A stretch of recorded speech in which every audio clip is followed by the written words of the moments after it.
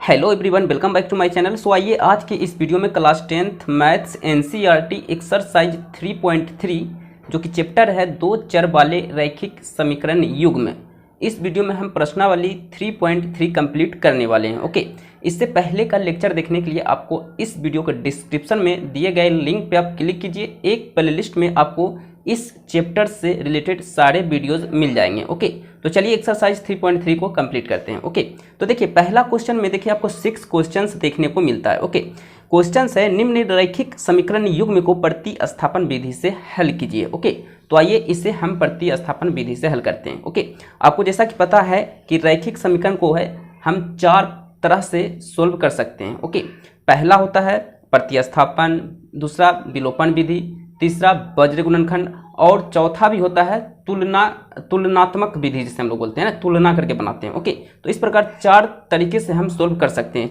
तो इस एक्सरसाइज में आपको सारे के सारे क्वेश्चन आपको प्रतिस्थापन विधि से ही हल करने हैं। ठीक है, तो चलिए एक एक करके सॉल्यूशन करते हैं।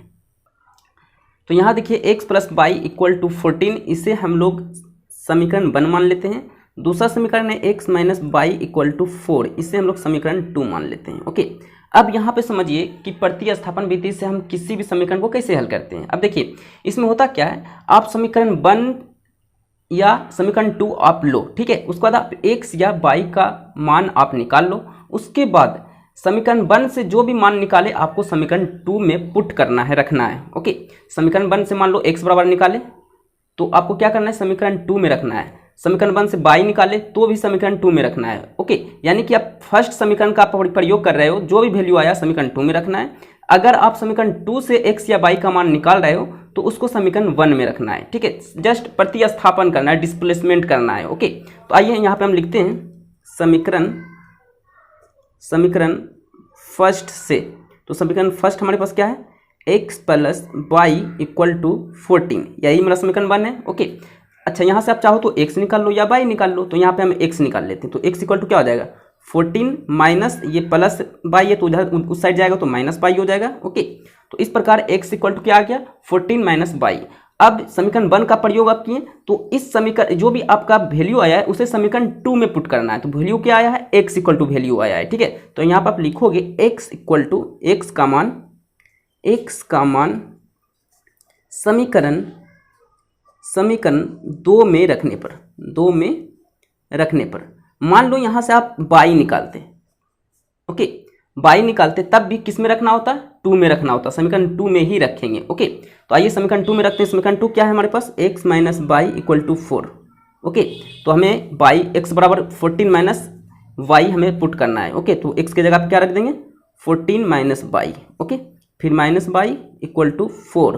ओके, तो इस प्रकार ये क्या हो जाएगा, ये 14 जो है उस साइड चला जाएगा तो क्या हो जाएगा, माइनस 14 हो जाएगा, और ये minus Y minus 2y। Okay, और ये 14 उस साइड जाएगा तो माइनस 14 हो गया। ठीक है, इसी प्रकार 2y इक्वल टू कितना हो जाएगा, माइनस 10 हो जाएगा। ठीक है, तो ये यहाँ से देखिए, यहाँ से ये माइनस और ये माइनस कैंसिल हो गया। ओके, तो y इक्वल टू क्या हो जाएगा, 10/2, 10/2। ओके, इसे आप कैंसिल करो, 2 × 5 = 10, यानी कि y इक्वल टू आपको क्या मिल चुका है, 5। ओके, अब ये जो y का मान आया है, वैल्यू आया है, इससे आप चाहो तो समीकरण 1 में रख करके x का मान निकालो या समीकरण 2 में रख करके x का मान निकालो। ठीक है, अब कोई मतलब यहाँ पे शर्त नहीं है कि 1 में रखो या 2 में रखो, सिर्फ पहला वाले में, पहला जब आप जो भी वैल्यू निकाल रहे हो पहले वाले में शर्त कंडीशन है कि आप समीकरण 1 का प्रयोग अगर कर रहे हो तो समीकरण 2 में आप रखो, और समीकरण 2 का प्रयोग कर रहे हो तो समीकरण 1 में रखो। ठीक है, तो ये पहला कंडीशन में होता है एक वैल्यू निकालने के लिए। ठीक है, तो पहला वैल्यू तो हमें निकल चुका है, अब हम समीकरण 1 में रखें या 2 में रखें, आंसर हमारा सही होगा। ठीक है, तो हम यहाँ पे लिखते हैं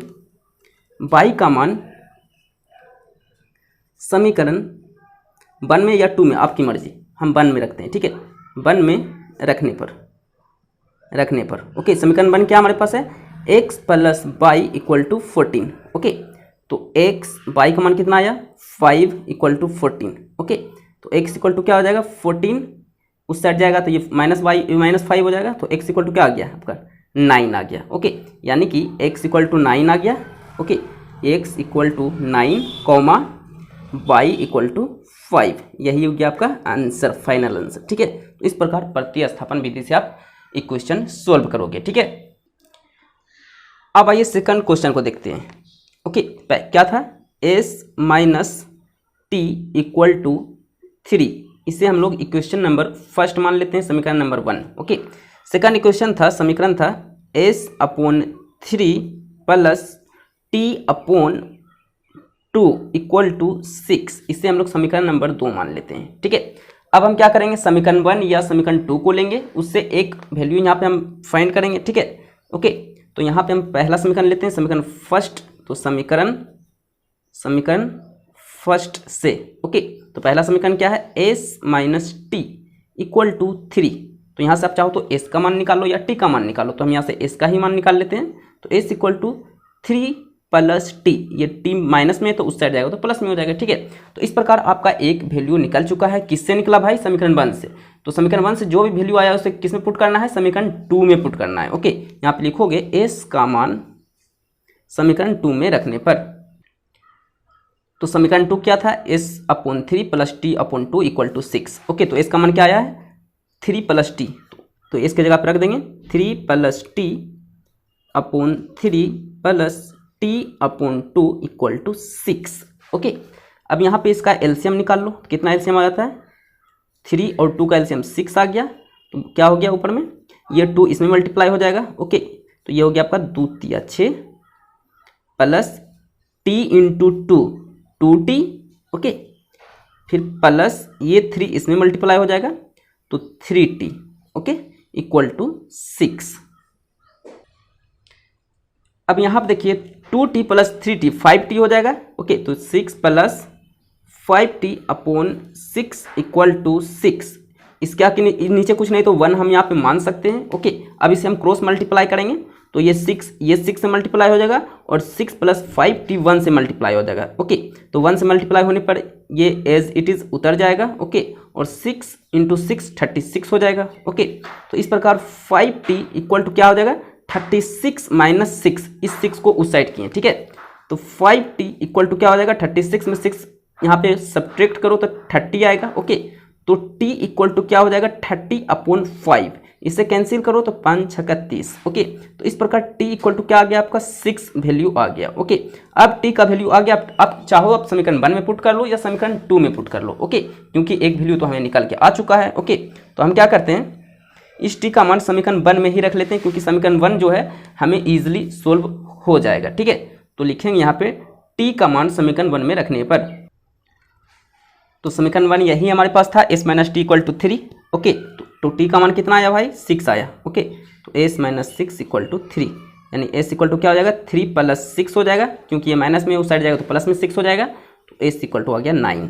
यानी कि फाइनली आप लिख सकते हो, इसीलिए देयरफॉर s इक्वल टू 9 और t इक्वल टू 6, यही हो गया आपका फाइनल आंसर।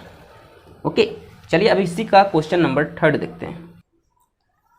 देखिए क्वेश्चन नंबर 3 जो है देखने में इजी लग रहा है, लेकिन ये कहीं ना कहीं आप इसमें फंस सकते हो। ओके, देखिए यहाँ पे समीकरण क्या दिया हुआ था, 3x minus y equal to 3, ये हो गया मेरा समीकरण नंबर 1, और दूसरा समीकरण दिया हुआ था 9x minus 3y equal to 9। देखने में लग रहा है ये इजी आप कर लोगे। ओके, लेकिन ये थोड़ा सा इस कॉम्प्लिकेटेड है, क्योंकि इसमें थोड़ा सा कॉन्सेप्ट आपको पिछला कॉन्सेप्ट आना चाहिए। ओके, इसीलिए मैंने कहा सीरियल वाइज कोई भी टॉपिक पढ़ोगे तो आपको अच्छे से समझ में आएगा। ठीक है, अब देखिए इसमें से 3 और 3 कॉमन निकल रहा है, ये 9 है यहाँ 3, तो 3 कॉमन निकल रहा है, तो इस प्रकार हम यहाँ पे 3x माइनस वाई बचेगा। ओके, इक्वल टू 9, यानी कि 3x minus y equal to 9 upon 3। Okay, इसे हम यहाँ पे डिवाइड करेंगे तो 3 बार में 3 टाइम्स में ये यहाँ क्या हो जाएगा, कैंसिल हो जाएगा, यानी 3x minus y equal to 3। अब आप देखिए समीकरण 1 और समीकरण 2 से कंपैरिजन कीजिए, क्या दोनों समीकरण में कोई अंतर आपको दिख रहा है, कोई अंतर नहीं है। ओके, यानी कि इससे हम लोग इस टाइप के इक्वेशन को, इस टाइप के रैखिक समीकरण को हम लोग जब सोल्व करते थे पिछले वाले एक्सरसाइज में, तो वो क्या निकलता था, इसका जो है वो परिमित हल निकलता था। ओके, यानी कि अनेक हल निकलता था। ओके, तो इस प्रकार इसे हम सोल्व नहीं कर सकते हैं, अन्यथा आप लिख सकते हो, आप लिखना चाहते हो इस प्रकार लिख लो, a1 अपॉन a2। ओके, पहले वाले समीकरण से ही तुलना करो। ठीक है, ये समीकरण छोड़ दो, इसे तुलना करो, ये समीकरण 2 है। ठीक है, इससे और इससे तुलना करो, तो इसका a ये हो गया 3 और a2 इसका क्या हो गया 9, इसे आप कैंसिल करो, कितना होगा 3 बार में कटेगा तो 1/3 हो जाएगा। ओके, इसी प्रकार b1 अपॉन b2 भी फाइंड कर लो। तो b1 b2 क्या है भाई, ये हो गया -1 क्योंकि b के आगे कुछ नहीं है तो कोफिशिएंट 1 है, गुणांक 1 है। और 3 क्या है और दूसरे वाले समीकरण में क्या है b2 -3, तो यहाँ से भी माइनस माइनस कैंसिल हो गया, बचा क्या 1/3। ओके, इसी प्रकार C1/C2 निकालो तो ये आपका क्या आ जाएगा भाई, ये आपका आ जाएगा 3/9, 3/9। इससे भी कैंसिल करोगे तो ये भी आपका आएगा 1/3। यानी कि देखा जाए तो A1 लिखोगे यहाँ पे, चूंकि A1/A2 equal to B1/B2 equal to C1/C2 है। ठीक है, ये क्या है, इक्वल है एक दूसरे, है ना, तीनों एक दूसरे क्या है, इक्वल है। तो इस कंडीशन में क्या होता है, वो परिमित रूप से अनेक हल निकलते हैं। ठीक है, तो यहाँ पर आप लिख दोगे, इसीलिए देयरफॉर वो परिमित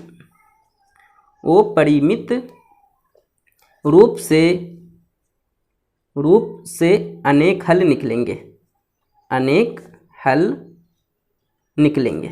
ओके, निकलेंगे, इस प्रकार ये आपको आंसर में लिख देना है। ठीक है, तो फाइनल आंसर यही आपका हो गया। ओके, तो इस प्रकार थर्ड क्वेश्चन आपको सॉल्व करना है। ओके, किस कंडीशन में हुआ, क्योंकि इसका जो है, इससे हम जब पिछले वाले चैप्टर्स में जो कॉन्सेप्ट जाना था तो वो कॉन्सेप्ट को ये फॉलो कर रहा है। ओके, इस टाइप के कॉन्सेप्ट को फॉलो कर रहा है, तो इस टाइप के कॉन्सेप्ट में हमारा वो परिमित यानी अनेक हल निकलते थे। ठीक है, तो इसका कोई हल यहाँ पे जो है हम नहीं दिखा सकते हैं, अनेक हल होगा। ठीक है, तो इस प्रकार ये आपको आंसर में लिख देना है। ओके, तो चलिए इसी का क्वेश्चन नंबर 4 सॉल्व करते हैं। देखिए क्वेश्चन नंबर 4 क्या है, 0.2 यानी 0.2x 2x plus 0.3y equal to 1.3 है। ओके, अभी हम इसे समीकरण नहीं मानेंगे। ओके, इसे हम थोड़ा सा भी और सोल्व करेंगे। देखो, अच्छा यहाँ से देखा जाए तो ये 0.2x, यहाँ से हम ये जो है दशमलव जो है, डेसिमल जो है, इसे हम कैंसिल करेंगे तो नीचे 10 आ जाएगा। ओके, इसी प्रकार 0.3, ये जो दशमलव यहाँ से कैंसिल करेंगे तो यहाँ पे 10 क्या आ जाएगा, नीचे आ जाएगा। ओके, इसी प्रकार 1.3 में देखिए, ये दशमलव यहाँ से हम कैंसिल करते हैं तो ये नीचे भी 10 आ जाएगा। ठीक है, आ गया 10। आप देखिए इसका एलसीएम कर लेते हैं। ओके, तो ये हो जाएगा आपका 2x प्लस 3y अपॉन 10 हो जाएगा। ओके, इस प्रकार हो जाएगा, इक्वल टू क्या हो जाएगा 13/10। अब यहाँ से 10 और 10 कैंसिल हो गया, यानी कि 2x plus 3y equal to 13। इससे अब इक्वेशन फर्स्ट मान लो। ओके, अब सेकंड इक्वेशन क्या दिया हुआ था, 0.4x plus 0.5y equal to 2.3 दिया हुआ था। ओके, तो इसे भी हम थोड़ा सा आगे सोल्व कर लेते हैं। तो इसे हम 0.4x को हम दशमलव यहाँ से कैंसिल करेंगे तो नीचे 10 आएगा, फिर प्लस 0.5y है तो यहाँ से दशमलव कैंसिल करेंगे तो नीचे 10 आएगा, इक्वल टू 2.3 है, यहाँ से दशमलव कैंसिल करेंगे इस तरह तो ये नीचे 10 आएगा। ओके, अब इसका एलसीएम निकाल लो तो क्या हो जाएगा 4x प्लस 5y upon 10। Okay, equal to 23/10। तो यहाँ से 10 कैंसिल हो गया। ओके, यानी कि 4x प्लस 5y इक्वल टू 23। अब ये इसे मान लो अब इक्वेशन नंबर सेकंड। ओके, अब यहाँ से आप इसे जैसे सोल्व करते थे प्रतिस्थापन विधि से, ऐसे इसे आप सोल्व करो। ठीक है, तो यहाँ पे मैंने समीकरण नंबर फर्स्ट लिया है। ठीक है, तो यहाँ पे मैंने लिख लिया समीकरण नंबर 1 से, तो समीकरण 1 हमें यही निकल के आया था। तो यहाँ से हम क्या करेंगे, x या y यहाँ से फाइंड कर लेते हैं। तो ओके, तो अपने हिसाब से आप कुछ भी निकाल सकते हो, यहाँ से हम x निकाल लेते हैं। ओके, तो 2x इक्वल टू क्या हो जाएगा आपका 13 माइनस 3y हो जाएगा। ओके, इस प्रकार x इक्वल टू क्या हो जाएगा 13 माइनस 3y अपॉन 2 हो जाएगा। ओके, अब इस x का मान क्या करो, समीकरण किस में रखोगे, 2 में रखोगे, 1 में मत रखना, क्योंकि 1 तो आपने 1 से ही आपको सोल्व किया है। ओके, अब क्या करो, इसे समीकरण 2 में रख दो। ओके, तो यहाँ पे आप लिखोगे, अगर समीकरण 2 से लेते तो समीकरण 1 में रख देते, जस्ट उल्टा करना है। ठीक है, तो यहाँ पे आप लिखोगे x का मान समीकरण 2 में रखने पर, तो समीकरण 2 क्या हमारे पास आया था, समीकरण 2 आया था 4x प्लस 5y इक्वल टू 23। आइए इसी में हम लोग x का मान पुट करते हैं, तो ये क्या हो जाएगा 4, उसका इसे हम ब्रैकेट में ले लेते हैं। ओके, फिर क्या है 13 माइनस 3y x का वैल्यू आया था। ओके, अपॉन 2 फिर प्लस 5/=23। ओके, अब यहाँ से देखिए ये यहाँ से कैंसिल हो रहा है, 2 दूनी 4। ओके, अब ये 2 क्या होगा, इसमें और इसमें मल्टीप्लाई हो जाएगा, तो इस प्रकार 26 - 6 प्लस 5/=23 हो गया। ओके, तो इस प्रकार देखिए -6 प्लस y तो -y हो गया। ओके, और इसको उस साइड लेके जाएंगे तो क्या हो जाएगा, 23 - 26 हो जाएगा, क्योंकि 26 प्लस में उस साइड जाएगा तो माइनस में हो जाएगा। ओके, तो -y क्या हो जाएगा, -3। यहाँ से माइनस माइनस कैंसिल, तो y क्या आ गया हमारे पास 3। ओके, अब देखिए y जो 3 आया है, अब इसका मान आप चाहो तो समीकरण 1 में पुट कर दो या समीकरण 2 में पुट कर दो। ओके, इसके बाद आपको कोई भी मतलब दिक्कत नहीं होगा। ओके, सिर्फ पहले समीकरण का आप प्रयोग कर रहे हो, जब पहला वैल्यू आप निकाल रहे हो, अगर समीकरण 1 से आप पहला वैल्यू निकाल रहे हो तो समीकरण 2 में आप पुट करो, और समीकरण 2 का यूज करके आप निकाल रहे हो तो समीकरण 1 में पुट करो। ओके, सिर्फ पहले वाले में पहला वैल्यू में आपको यहाँ पे ये कंडीशन होता है। ओके, तो पहला वैल्यू निकल चुका है, आप चाहो तो समीकरण 1 या 2 में आप किसी में भी पुट करके आप x का मान निकाल सकते हो। ठीक है, तो यहाँ पे मैंने ले लिया y का मान समीकरण 1 में रखने पर, हम चाहे तो समीकरण 2 में भी रख सकते हैं। ठीक है, तो देखिए समीकरण 1 हमारे पास क्या था, समीकरण 1 हमारे पास था 2x प्लस 3y = 13।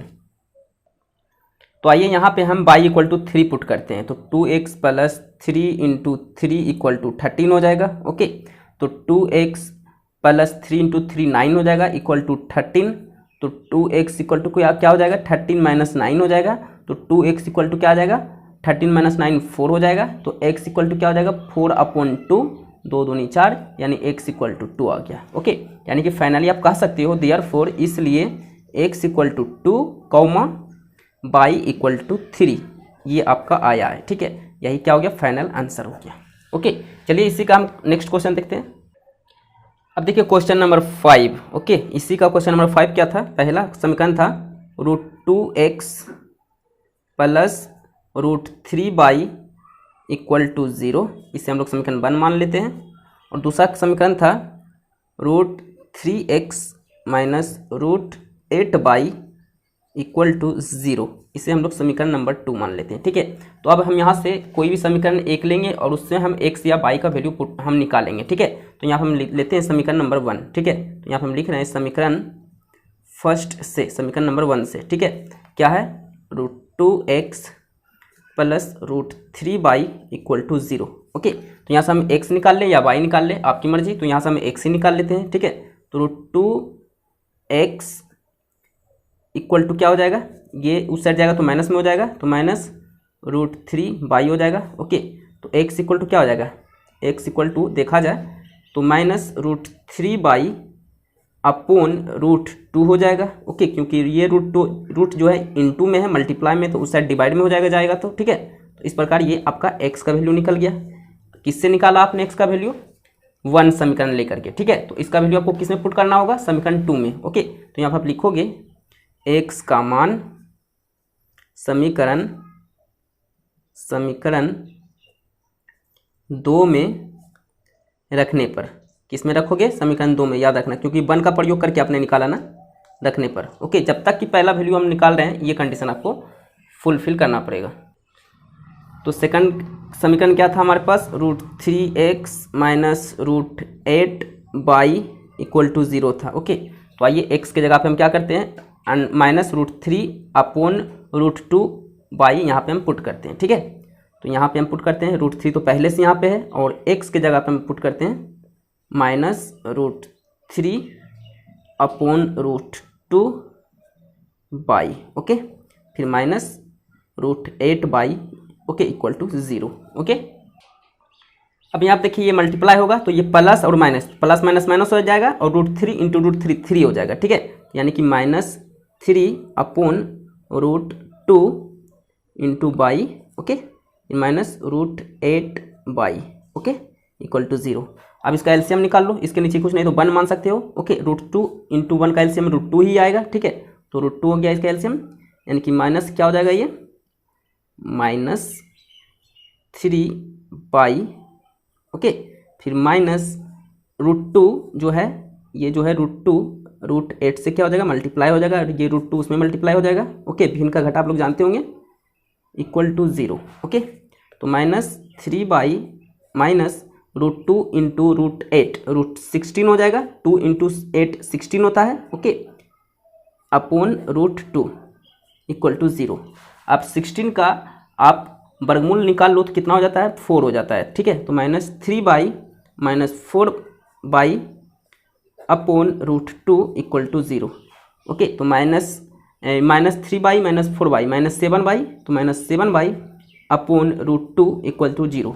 अब इसके नीचे कुछ नहीं तो एक मान के क्रॉस मल्टीप्लाई कर दो। ओके, तो क्रॉस मल्टीप्लाई करेंगे तो ये √2 0 से मल्टीप्लाई होकर 0 हो जाएगा, और ये 7/1 से मल्टीप्लाई होकर के एज इट इज़ यहाँ पे लिखा जाएगा। ठीक है, तो 7 इक्वल टू √2 इंटू 0 0 हो गया। इसीलिए देयरफॉर बाई इक्वल टू क्या हो जाएगा, 0/-7 हो जाएगा। तो 0 को किसी भी संख्या से हम डिवाइड करते हैं तो 0 वैल्यू आता है, तो इसीलिए बाई इक्वल टू क्या आ गया, 0 आ गया। ठीक है जी, यहाँ से बाई का मान 0 आ गया। अब इस बाई का मान समीकरण 1 में रखो या 2 में रखो। ठीक है, तो हम यहाँ पे 1 में ही रख लेते हैं। तो यहाँ पे हम यहाँ पे लिख लेते हैं बाई का मान, आप दूसरे कॉपी में करना अगर एग्जाम में लिख रहे हो। ठीक है, क्योंकि मैं यहाँ पे आपको बता रहा हूँ इसलिए यहाँ पे मैं इस तरह लिख रहा हूँ। ओके, इस तरह लिखने का अलाउ नहीं होता है ओके एग्जाम में, तो आप नेक्स्ट पेज में चले जाना। ओके, चलिए, तो बाई का मान समीकरण 1 या 2 में हम किसी में भी रख सकते हैं। ओके, तो बाई का मान समीकरण हम 1 में ही ले लेते हैं। तो 1 में रखने पर, ओके, रखने पर तो समीकरण 1 क्या था हमारे पास, √2x plus √3y equal to 0। Okay, तो बाई इक्वल टू 0 आ गया, तो बाई की जगह पे 0 रख देंगे। ओके, तो √2x plus √3 into 0 equal to 0। Okay, तो √2x 0 को किसी संख्या से गुना करते हैं तो 0 हो जाता है, यानी कि 0 इक्वल टू 0, यानी कि √2x इक्वल टू 0। इसलिए x इक्वल टू 0 अपॉन √2, √0 किसी भी अंक से गुना करते हैं तो क्या हो जाता है, भाग करते हैं तो क्या हो जाता है, 0 हो जाता है, यानी x इक्वल टू भी क्या आ गया, 0 आ गया। ठीक है, यानी x इक्वल टू भी 0 और y इक्वल टू भी 0। ओके, यानी कि आपको लिख देना है देयरफॉर, इसलिए x equal to 0, y equal to 0। Okay, तो इस प्रकार आपको लिख लेना, यही आपका फाइनल आंसर हो गया। ठीक है, चलिए इसी का नेक्स्ट क्वेश्चन देखते हैं। अब देखिए क्वेश्चन नंबर 6, 1 का ही क्वेश्चन नंबर 6 देखिए ये है। ओके, तो इसे हम समीकरण 1 अभी हम नहीं मानेंगे। ठीक है, तो इसे हम थोड़ा सा और इसे हम सोल्व करते हैं। देखिए 2 और 3 का यहाँ पे क्या करो, एलसीएम निकाल के भिन्न का घटा कर लो। ठीक है, तो 2 और 3 का एलसीएम क्या आ गया, 6 आ गया। ओके, तो ये क्या हो जाएगा, ये इससे मल्टीप्लाई हो जाएगा तो 9x माइनस ये इससे मल्टीप्लाई हो जाएगा तो कितना हो जाएगा 10y। ओके, इक्वल टू -12, ये हो गया आपका, सॉरी यहाँ पे ये -2 है, 12 नहीं है। ओके, -2। ओके, अब ये क्या हो जाएगा, इसके नीचे कुछ नहीं तो 1, अब क्रॉस मल्टीप्लाई कर लो तो ये 6 -2 से मल्टीप्लाई हो जाएगा, तो 9x minus 10y equal to क्या हो जाएगा, प्लस माइनस माइनस तो -12। अब इसे आप क्वेश्चन नंबर फर्स्ट मान लो। ठीक है, अच्छा सेकंड समीकरण क्या था हमारे पास, सेकंड समीकरण था x/3 प्लस y/2 यानी y/2 इक्वल टू 13/6। ओके, यही था, इसे भी हम वैसे ही सोल्व करेंगे। पहले हम इसका एलसीएम निकाल लेते हैं, भिन्न का जोड़ ये है, भिन्न का जोड़ इसका हम यहाँ पे बना लेते हैं। तो 3 और 2 का यहाँ पे क्या हो जाएगा, एलसीएम 6 हो जाएगा, ये 2 इससे मल्टीप्लाई हो जाएगा तो 2x प्लस ये 3 y से मल्टीप्लाई हो जाएगा तो 3y इक्वल टू 13/6। अब ये देखिए ये भी 6 ये भी 6 नीचे है तो कैंसिल हो गया, यानी कि 2x plus 3y equal to 13, ये आपका हो गया समीकरण नंबर 2। ओके, अब आपको यहाँ पे निकालना इजी आपके लिए हो गया है। ओके, क्योंकि ये समीकरण आपका बिल्कुल ही नॉर्मल यहाँ पे दिख रहा है। ठीक है, तो अब हम यहाँ पे समीकरण 1 या 2 यहाँ पे हम लेंगे। ठीक है, तो हम जैसा कि हम लेते हैं अक्सर समीकरण 1 ही लेकर के सोल्व करते हैं। ओके, आप चाहो तो 2 भी लो, अगर 2 लोगे तो जो भी वैल्यू आया समीकरण 1 में पुट करना पड़ेगा, तो समीकरण 1 हम लेते हैं तो जो भी वैल्यू आएगा समीकरण 2 में पुट करेंगे। ठीक है, तो यहाँ हम लिखेंगे समीकरण नंबर फर्स्ट से, तो समीकरण फर्स्ट क्या है, 9x minus 10y equal to -12। तो यहाँ से हम x का वैल्यू पुट कर लेते हैं, निकाल लेते हैं। ठीक है, तो 9x इक्वल टू क्या हो जाएगा, ये आपका ये प्लस 10y है तो उधर जाएगा तो ये सॉरी ये -10y है तो उस साइड जाएगा तो +10y हो जाएगा, तो 10y -12, ये माइनस में था उधर गया तो प्लस में हो गया। ठीक है, इसीलिए x इक्वल टू क्या निकल के आ जाएगा फाइनल हमें, x equal to 10/-12 upon 9। Okay, ये आपका x का वैल्यू आपका निकल के आ चुका है। ठीक है, अब इस x का वैल्यू को किस में पुट करोगे? आपने समीकरण 1 लिया था ना, तो समीकरण 2 में पुट करना है। ठीक है, तो यहाँ पे लिखेंगे x का मान समीकरण 2 में रखने पर x का मान, तो समीकरण 2 हमारे पास क्या था भाई? समीकरण 2 आया था सोल्व करने पर 2x + 3y = 13, यही आया था ना सोल्व करने पर। ओके, तो ये समीकरण 2 हो गया। x का वैल्यू क्या आया है? 10/-12, तो x की जगह पर रख देंगे 2 × 10/-12 अपॉन 9 फिर प्लस 3y = 13। ओके, ये हो गया आपका। अब यहाँ से हम क्या करते हैं, यहाँ से इस 2 को इसमें मल्टीप्लाई कर देते हैं, 10 और 12 में मल्टीप्लाई हो जाएगा, तो ये हो जाएगा आपका 20/-24 हो जाएगा, 2 × 12 24 हो जाएगा अपॉन 9 प्लस 3y = 13। अब इसके नीचे कुछ नहीं तो 1 मान लो। अब इसका एलसीएम निकाल के 9 और 1 का एलसीएम निकाल के भिन्न का जोड़ बना लो, तो 9 आ गया इसका एलसीएम। ओके, तो ये आपका हो जाएगा 20/-24 और ये 24 हो गया, और ये कितना हो जाएगा भाई? ये 9 इससे मल्टीप्लाई हो जाएगा, तो 9 × 3 कितना हो जाएगा? 9 × 27 यानी 27 ओके = 13। अब देखिए इसके नीचे कुछ नहीं तो 1 मान सकते हैं आप क्रॉस मल्टीप्लाई कर लो, तो ये 9 13 से मल्टीप्लाई हो जाएगा। ओके, और ये जो है 1 से मल्टीप्लाई होकर के एज इट इज जस का तस यहाँ पे लिखा जाएगा, तो 20 अच्छा यहाँ पे देखिए 20y + 27y कितना हो जाता है? 20y + 27y ये आपका आ जाता है 47y, तो 47y हो गया ये, फिर -24 = ये 9 13 से मल्टीप्लाई हो जाएगा, तो ये आपका क्या हो जाएगा? 13 × 9 117 है ना, 13×9 = 117। ठीक है, इस प्रकार 117 हो गया। तो इस प्रकार 47y = 117, ये 24 को उस साइड करेंगे तो ये प्लस हो जाएगा। ओके, तो इस प्रकार ये सब सोल्व कर लो, तो 47y = इसे आप ऐड करो, तो ये आपका कितना आ जाता है? आपका 141 आता है।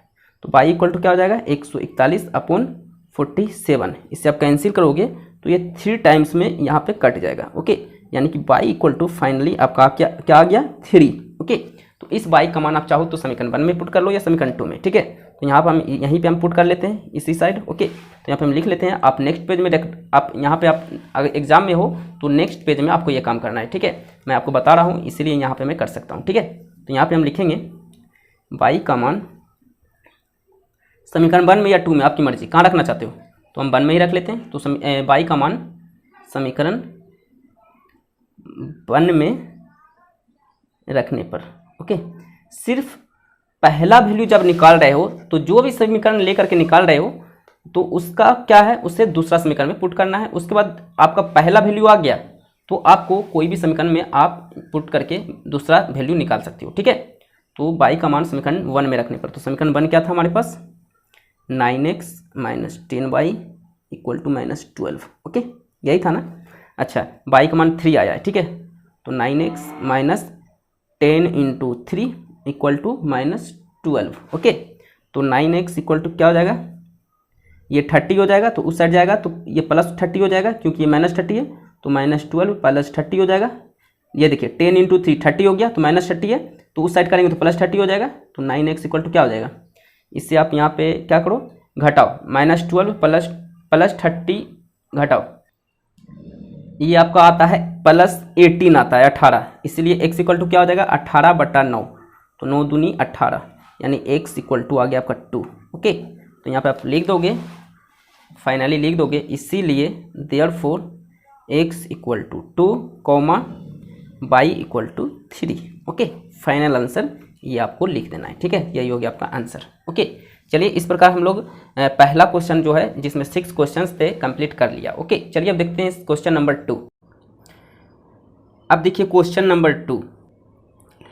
क्वेश्चन नंबर 2 हमारे पास है 2x + 3y = 11 + 2x - 4y = -24 को हल कीजिए और इससे m का वह मान ज्ञात कीजिए जिसके लिए y = mx + 3 हो। ओके, यानी कि फाइनली आपको m का मान निकालना है जिसमें कि समीकरण दिया हुआ है। ओके, इसमें y और x m के अलावा दो वेरिएबल दिया हुआ है। ओके, यानी कि हम y और x अगर हम निकाल लेते हैं तो m इजीली हम निकाल लेंगे। ठीक है, तो यहाँ पे दो इक्वेशन दिया हुआ है, दो समीकरण दिया हुआ है। ओके, अब यहाँ से x और y निकाल लो। ठीक है, x और y निकालने के लिए आप लोग जानते हो प्रतिस्थापन विधि से। ओके, लेकिन इस क्वेश्चन में ये नहीं बोला गया है कि इस रैखिक समीकरण को आप प्रतिस्थापन या विलोपन या वज्र गुणनखंड विधि से निकाल करके आप m का वैल्यू फाइंड करो, ये तो नहीं बोल रहा ना।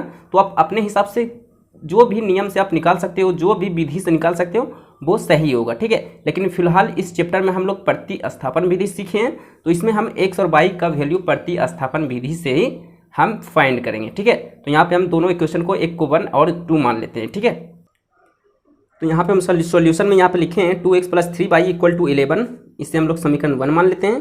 दूसरा समीकरण है 2x - 4y = -24। ओके, इससे हम लोग इक्वेशन नंबर 2 मान लेते हैं। ओके, तो इससे हम लोग किससे निकालने वाले हैं? प्रतिस्थापन विधि से। ओके, तो यहाँ पे लिख भी लो तो बेहतर रहेगा। ओके, प्रतिस्थापन विधि से। ओके, क्योंकि यहाँ पे आप कोई भी विधि अप्लाई कर सकते हो, क्वेश्चन में नहीं बोला गया है कि इसी विधि से आप बनाओ। ठीक है, तो यहाँ पे हम प्रतिस्थापन विधि से बनाते हैं। प्रतिस्थापन विधि से कैसे बनाते हैं? आपको क्या करना है, कोई भी एक इक्वेशन लेना है, उसमें से आपको x या y का वैल्यू आपको पहले निकाल लेना है। ठीक है, तो यहाँ पे हम इक्वेशन 1 ही ले लेते हैं। ओके, तो यहाँ पे हम लिखेंगे समीकरण फर्स्ट से, समीकरण नंबर 1 से। तो समीकरण नंबर 1 क्या है हमारे पास? 2x + 3y = 11। ओके, अब यहाँ से x या y आप फाइंड कर लो, तो यहाँ से हम लोग x ही फाइंड कर लेते हैं। ठीक है, तो 2x = क्या हो जाएगा? 11 - 3y। तो x = क्या हो जाएगा? 11 - 3y/2। यहाँ पे x का मान आपका निकल चुका है। अब इस x का मान किस समीकरण में पुट करना है? समीकरण 2 में, 1 में मत पुट करना, क्योंकि 1 से ही आपने वैल्यू निकाला। ठीक है, अब समीकरण 2 में आप पुट करोगे। ठीक है, तो यहाँ पे लिखेंगे x का मान समीकरण 2 में रखने पर, समीकरण 2 में रखने पर, तो समीकरण 2 हमारे पास क्या है? 2x - 4y = -24। x = क्या आया है? तो 2 × 11 - 3y/2, यही x का वैल्यू था। ओके, फिर -4y = -24। अब यहाँ से देखिए ये 2 और ये 2 कैंसिल हो जाएगा, गुना में है। ओके, तो ये फाइनली आपका क्या हो गया? 11 - 3y - 4y = -24। Okay, -3y - 4y -7y हो जाएगा। ओके, तो 11 - 7y = -24। अब इस 11 को उस साइड कर देते हैं, तो -7y = -24। ये प्लस में है तो उस साइड जाएगा तो माइनस में हो जाएगा। तो -7y = 4 + 1 5 और 2 + 1 3, यानी माइनस में होगा, माइनस माइनस कैंसिल, इसीलिए देयरफॉर y = क्या हो जाएगा? 35/7। इसे कैंसिल करो, 7 × 5 = 35, 5 टाइम्स में यहाँ डिवाइड होगा। ठीक है, इसीलिए फाइनली y = क्या आ गया आपका? 5 आ गया। ओके, अब इस y का मान चाहो तो 1 में रख दो या 2 में रख दो। ओके, इससे आपका x का मान निकल जाएगा। तो यहाँ पे हम 1 ही ले लेते हैं, समीकरण 2 में भी रख सकते हो। ओके, तो यहाँ पे लिख देते हैं y का मान, समीकरण आपकी मर्जी कौन सा समीकरण में रखना चाहते हो, तो 1 में हम ले लेते हैं, आप चाहो तो 2 में भी आप रख सकते हो। ठीक है, अब इसके बाद एक, चूंकि एक वैल्यू हमें निकल के आ चुका है ना, तो उसके बाद कोई कंडीशन नहीं है कि 1 में ही रखो मान। ठीक है, तो y का मान समीकरण 1 में रखने पर तो समीकरण 1 क्या हमारे पास था भाई? समीकरण 1 था 2x + 3y = 11, y = 5 आया है, तो 2x + 3 × y की जगह 5 मैंने पुट कर दिया, तो 2x प्लस कितना हो जाएगा? 3 × 5 15 हो जाएगा = 11। तो 2x = 11, ये 15 को साइड कर देंगे तो -15 हो जाएगा। तो 2x = क्या हो गया? -4, यानी x = -4/2, 2 बार में कैंसिल होगा, 2 दूनी 4, यानी x = फाइनली -2 आपका आ गया। ठीक है, यानी कि आप लिखोगे फाइनली आंसर देयरफॉर, इसलिए x = -2, सॉरी अभी आंसर नहीं आया है। ठीक है, और y = क्या है भाई? 5। ओके, अब क्या है हमारे पास? y = mx +3। ओके, यही ना है, तो हमें ये फाइंड करना है इसमें m इक्वल टू क्या होगा। ठीक है, y इक्वल टू 5 आया तो 5 रख दो y की जगह पे, m का मान तो हमें निकालना है, x इक्वल टू कितना आया -2 आया, तो -2 इस प्रकार लिख दो। ओके, फिर +3। ओके, इस 3 को इस साइड लेते आओ तो क्या हो जाएगा, 5 - 3 इक्वल टू -2m हो जाएगा। ओके, तो -5 और ये कितना हो जाएगा, -2 हो जाएगा। देखिए 5 - 3 2 हो जाएगा, तो -2m इस साइड कर लेते हैं, इसको हम घटाएंगे तो क्या हो जाएगा 2। ओके, इसीलिए m इक्वल टू क्या हो जाएगा 2/-2। ओके, 2 कैंसिल हो गया, 2 1 2, यानी फाइनली आप कह सकते हो m इक्वल टू -1। यही आपको निकालना था। ठीक है, तो इस प्रकार ये आपका इस क्वेश्चन का आंसर हो गया। ओके, अब देखिए क्वेश्चन नंबर 3 में आपको कई क्वेश्चंस देखने को मिलते हैं। ठीक है, तो क्वेश्चन नंबर 3 क्या बोल रहा है निम्न समस्याओं में रैखिक समीकरण युग्म बनाइए और उनके हल प्रतिस्थापन विधि द्वारा ज्ञात कीजिए। ओके, जिसमें कि पहला क्वेश्चन आपको दिया हुआ है, दो संख्याओं का अंतर 26 है, 26 है और एक संख्या दूसरी संख्या की 3 गुनी है, तो उन्हें ज्ञात कीजिए। यानी कि संख्या आपको बोल रहा है ज्ञात करने के लिए। ठीक है, तो आइए सॉल्यूशन में यहाँ पे हम लिखेंगे, माना बड़ी संख्या x और छोटी संख्या y है। सो यहाँ पे मैंने मान लिया कि माना बड़ी संख्या x है, छोटी संख्या y है। ओके, यानी प्रश्न से पहला कंडीशन क्या बोल रहा है, पहला कंडीशन बोल रहा है कि दो संख्याओं का अंतर क्या है, 26 है। यानी कि बड़ी संख्या माइनस छोटी संख्या कितना दिया हुआ है, 26। ये हो गया आपका इक्वेशन नंबर 1। अब y - x मत करना, क्योंकि बड़ी संख्या में छोटी संख्या घटेगा ना, अंतर का मतलब, तो बड़ी संख्या माइनस छोटी संख्या, बड़ी संख्या को x और छोटी संख्या को y माना, तो x - y इक्वल टू 26। ये हो गया आपका इक्वेशन नंबर 1। अब पुनः दूसरा कंडीशन क्या बोल रहा है कि पहली संख्या जो है एक संख्या, यानी कि जो पहली संख्या है दूसरी संख्या की क्या है, 3 गुनी है। ओके, यानी x इक्वल टू y, ये जो x है ये 3 गुनी है किसकी, y छोटी संख्या की, यानी बड़ी y की 3 गुनी है। ओके, तो ये 3 गुनी है और यहाँ पे मैंने बराबर का चिन्ह लगा दिया है। ठीक है, यानी हमें इसे इक्वल करने के लिए छोटी संख्या में क्या करना पड़ेगा, 3 से गुना कर देंगे, तो ये क्या हो गया, अब इक्वल हो गया। ओके, यानी कि x अब क्या हो गया, x और y इक्वल हो गया। ठीक है, x - 3y, इस y को 3y को इस साइड लेके आएंगे तो माइनस में हो जाएगा, इक्वल टू 0। अब ये हो गया इक्वेशन नंबर 2। ओके, ये आपका दोनों इक्वेशन आपको मिल चुका है। आप प्रतिस्थापन विधि से आप निकाल लो कैसे निकाला जाता है। ओके, समीकरण 1 या 2 को पहले हम ले लेते हैं। ठीक है, तो यहाँ पे हम समीकरण 1 ही ले लेते हैं, आप चाहो तो 2 भी लेकर के बना सकते हो। तो समीकरण 1 से, तो समीकरण 1 क्या है, x - y इक्वल टू 26। तो x इक्वल टू क्या हो जाएगा, 26 + y।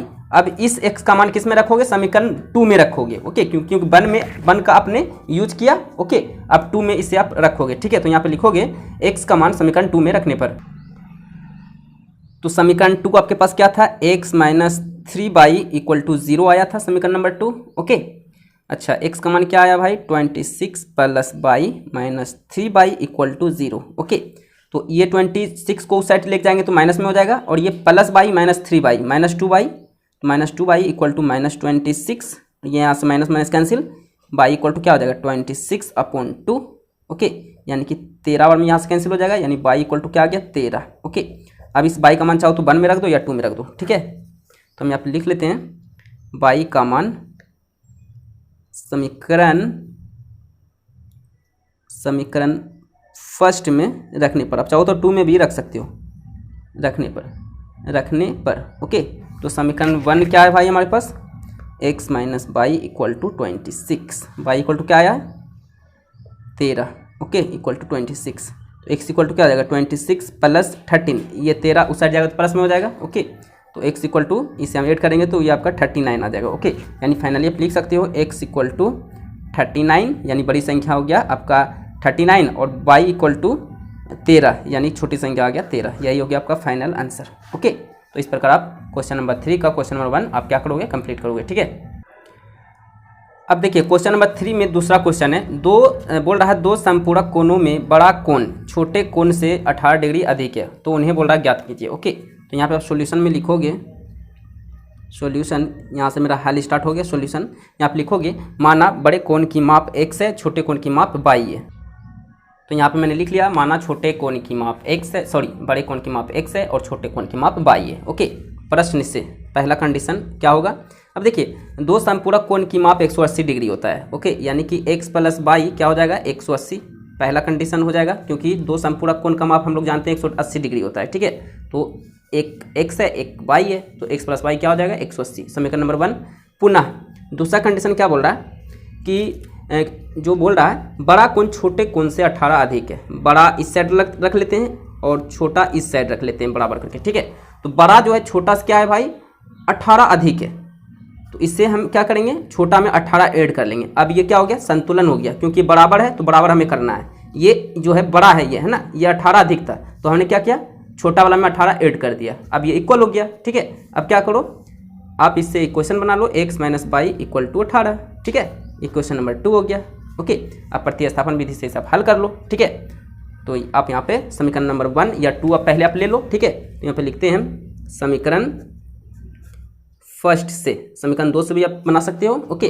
तो समीकरण फर्स्ट से हम लोग बना रहे हैं। समीकरण फर्स्ट क्या है x plus y equal to 180, okay. तो x इक्वल टू हम क्या लिखेंगे 180 माइनस बाई, ओके। अब इस x का मान किस में रखना है समीकरण 2 में, तो लिखोगे x का मान समीकरण 2 में रखने पर, समीकरण 1 में नहीं रखना है क्योंकि 1 का यूज आपने कर लिया, ठीक है। समीकरण 2 में रखने पर, ओके रखने पर। तो समीकरण 2 क्या है x minus y equal to 18, ठीक है। तो x की जगह क्या रखेंगे 180 माइनस बाई फिर minus y equal to 18, okay. तो ये माइनस बाई माइनस 2 बाई, तो 180 माइनस 2 बाई इक्वल टू 18। तो इस 180 को उस साइड कर देंगे तो minus 2 y equal to 18 minus 180 हो जाएगा, क्योंकि ये प्लस में था तो उस साइड माइनस में हो जाएगा, ठीक है। अब इसे यहाँ पे क्या करो घटा दो, ठीक है। घटाएंगे तो ये माइनस 2 बाई इक्वल टू क्या आएगा मेरे पास 162 आएगा, ठीक है। तो बाई इक्वल टू क्या हो जाएगा 162, ये माइनस में आएगा ना, तो यहाँ से माइनस कैंसिल कर देना, आप कैंसिल कर देना। तो बाई इक्वल टू 162/2 हो जाएगा, ठीक है। तो 2 8 16 फिर 2 1 2, यानी बाई इक्वल टू 81 डिग्री आ गया आपका, ठीक है। अब इस बाई का मान चाहो तो 1 में रख दो या 2 में रख दो, ठीक है। तो यहाँ पर लिख देते हैं बाई का मान, आप सेकंड पेज में चले जाना, ओके। मैं बार बार बोल रहा हूँ बाई का मान समीकरण 1 में रखने पर आप चाहो तो 2 में भी रख सकते हो, ठीक है। तो समीकरण 1 क्या है भाई x plus y equal to 180, okay. तो y का मान कितना आया 81, तो 81 इक्वल टू 180, तो x इक्वल टू 180 माइनस 81, तो इसे हम सब घटाएंगे सब्ट्रैक्ट करेंगे तो 99 आएगा, ठीक है। तो इस प्रकार x इक्वल टू क्या हो गया 99 डिग्री, ठीक है। यानी आप लिख सकते हो यहाँ पे कि इसीलिए देयरफॉर बड़े कोण की माप बड़े कोण को आपने क्या माना था x माना था, ठीक है। कितना आया 99 डिग्री। और छोटे कोण की माप